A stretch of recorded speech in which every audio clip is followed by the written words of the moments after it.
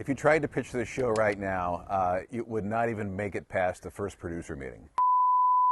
All right, showtime! In the fall of 2001, ABC's Monday Night Football was still a very big deal. And ahead of the season, the Colts presented WRTV with a unique idea. Hey, we want to do something called Colts Monday Night with Jim Irsay, and we want Dave to host it. It wasn't really a football show, was it? Good evening once again. Welcome to Galleons up in Castleton Square. A live audience at the old Galleons Sporting Goods store in Castleton Square. Former WRTV sports director Dave Furst at the helm, and at the center of it all was Colts owner Jim Irsay.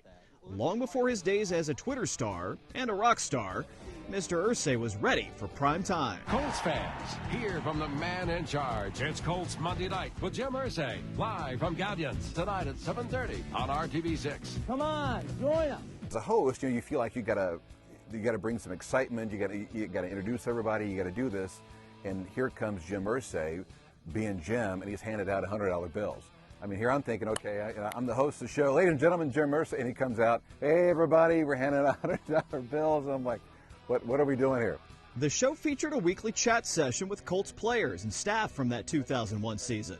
He'd done that one time before, so I was like, okay, he must have a trick up his sleeve because, Peyton's a great improviser. Certainly an honor to be mentioned in any sort of record book or Colts records or whatever with one of the greatest quarterbacks of all time, Johnny Unitas.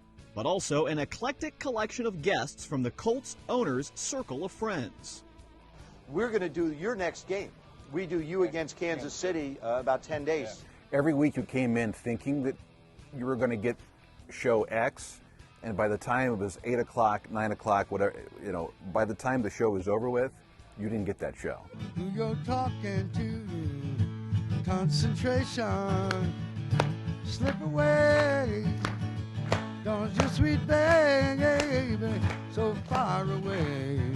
I did everything I could prepare to do, and think we were. And then once Jim shows up, it's we're on a roller coaster. Let's just go. Let's just hop on the horse and ride it.